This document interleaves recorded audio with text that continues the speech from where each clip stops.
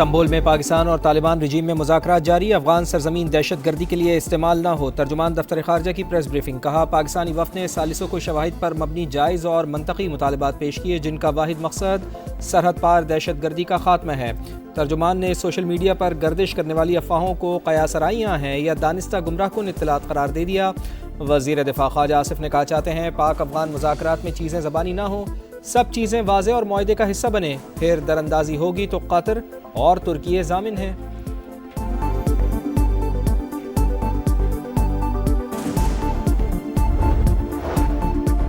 Governor Khyber Pakhtunkhwa Faisal کریم کنڈی کی مسلح افواج کے خلاف بیانات کی شدید مذمت، کہا بہادر سپاہی صوبے کے تحفظ کے لیے اپنی جانیں قربان کر رہے ہیں، فوج کے عزائم پر سوال اٹھانا حوصلے اور عوامی سلامتی کو نقصان پہنچاتا ہے۔ گورنر کا وزیر اعلیٰ خیبر پختونخوا سے تحمل اور قومی یکجہتی برقرار رکھنے کا مطالبہ، کہا سیاست کو قومی سلامتی کے اداروں کو کمزور کرنے کا ذریعہ نہ بنایا جائے۔ خیبر پختونخوا میں حکومت نظر ہی نہیں آ رہی، سربراہ ANP ایمل ولی خان کی تنقید، کہا جس کو وزیر اعلیٰ منتخب کیا گیا اس کو بانی کے علاوہ کسی چیز کی کوئی فکر نہیں، صوبے میں دہشت گردی، بدامنی اور طالبانائزیشن ہے، بدقسمت صوبہ 12 سال سے کمپرومائزڈ ہے۔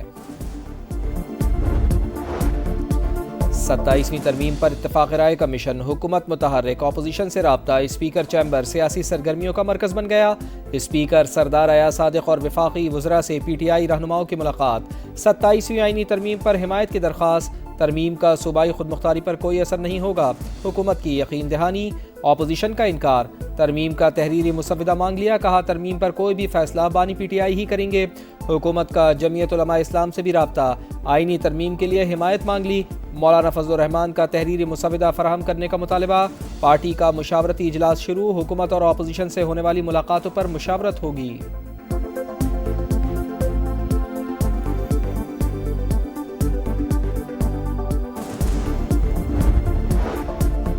پیپلز پارٹی کو 27ویں آئینی ترمیم پر اعتراض، CEC کی آرٹیکل 243 میں تبدیلی کی حمایت، NFC فارمولے میں تبدیلی اور صوبائی شیئر ختم کرنے کی تجویز رد کر دی گئی، آئینی عدالت میں چاروں صوبوں کی برابر نمائندگی کا مطالبہ، مزید مشاورت کے لیے مرکزی مجلس عاملہ کی بیٹھک کچھ دیر بعد، 27ویں آئینی ترمیم پر حتمی رائے دی جائے گی، پیپلز پارٹی کا JUI قیادت سے رابطہ، بلاول بھٹو زرداری کی آئینی ترمیم کے مسودے پر مشاورت۔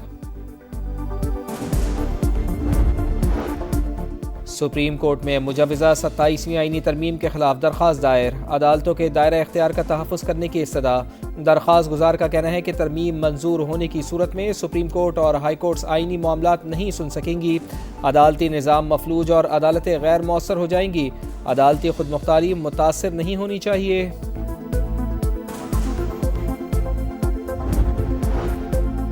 وزیر اعظم میاں شہباز شریف سرکاری دورے پر باکو روانہ، آذربائیجان کے 5ویں یوم فتح کی تقریبات میں شرکت کریں گے، صدر الہام علیوف سے ملاقات میں دو طرفہ تعلقات سمیت تعاون کے فروغ پر بات چیت ہوگی، توانائی، دفاع، تعلیم اور علاقائی روابط پر توجہ مرکوز کی جائے گی۔ ملکی معیشت کے لیے اچھی خبر، اوورسیز پاکستانیوں نے اکتوبر میں 3 ارب 40 کروڑ ڈالرز وطن بھیجے، ترسیلات زر میں سالانہ بنیاد پر 12% اضافہ ریکارڈ، وزیر اعظم کا اظہار تشکر، کہا ترسیلات زر میں بتدریج اضافہ حکومتی پالیسیز پر اعتماد کا عکاس ہے، سمندر پار مقیم پاکستانی ہمارا قیمتی اثاثہ ہیں۔ پاکستان اور بنگلہ دیش کے درمیان تعلقات میں اہم پیش رفت، کراچی اور چٹاگانگ کے درمیان براہ راست شپنگ سروس کا آغاز، سامان کی ترسیل کا وقت 23 سے کم ہو کر 10 دن رہ گیا، بنگلہ دیشی بندرگاہوں پر پاکستانی مصنوعات کی 100% جانچ کی شرط ختم کر دی گئی، اسحاق ڈار کا قومی اسمبلی میں تحریری جواب، دونوں ممالک کے درمیان براہ راست فضائی سفری سہولیات کے آغاز پر کام جاری، بنگلہ دیش نے 2 پاکستانی نجی ایئر لائنز کو سفری آپریشن کی اجازت دے دی۔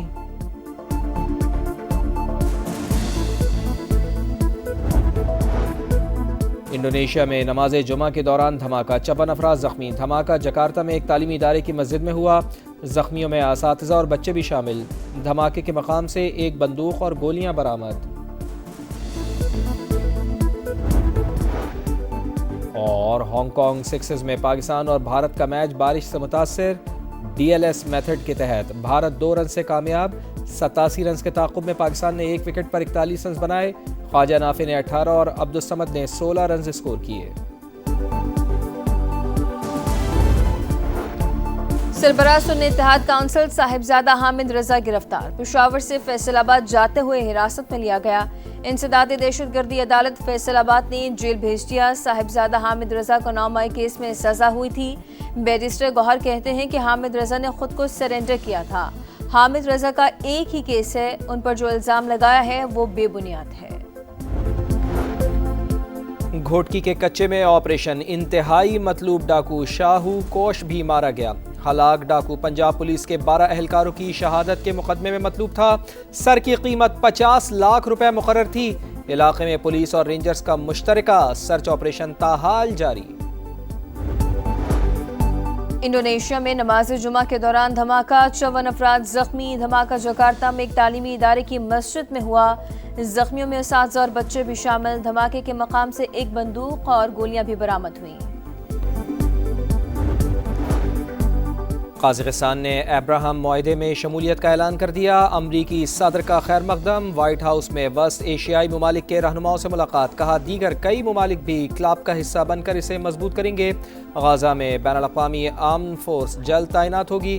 حماس نے گڑبڑ کی تو طاقت کا استعمال کیا جائے گا۔ حماس ہتھیار بین الاقوامی فورس کے حوالے کرنے کو تیار۔ امریکی خصوصی ایلچی اسٹیو وٹکاف کا دعویٰ، کہا رفح میں محصور حماس کے ارکان کو محفوظ راستہ دینے کے لیے اسرائیل پر دباؤ ڈال رہے ہیں۔ حماس وعدے پر قائم رہی تو غزہ کے لیے ترقیاتی منصوبہ غیر معمولی ہوگا۔ ون ڈے سیریز ہوگی کس کے نام؟ پاکستان اور جنوبی افریقہ کا فیصلہ کن میچ ہوگا کل۔ میدان پھر فیصل آباد میں ہی سجے گا۔ دوسرے ون ڈے میں مہمان ٹیم کی پاکستان کو 8 وکٹوں سے شکست، سیریز 1-1 سے برابر کر دی۔ 270 رنز کا ہدف جنوبی افریقہ نے 59 گیندیں قبل حاصل کیا۔ کوئنٹن ڈی کاک کی سینچری، 123 رنز کی ناقابل شکست اننگز کھیلی۔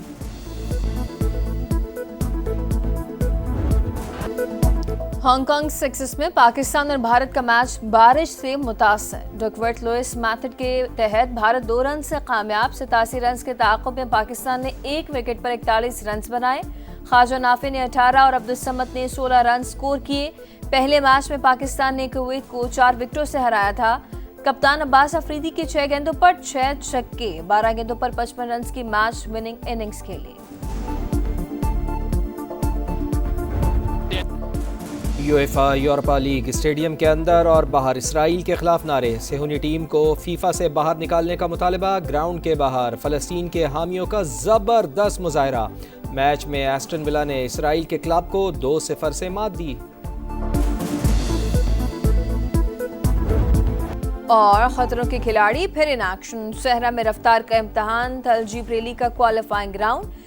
ریسرز اپنی صلاحیتوں کے جوہر دکھا رہے ہیں۔ کل سٹاک کیٹیگری اور 9 نومبر کو پریپیئرڈ اور ویمن کیٹیگری کے مقابلے ہوں گے۔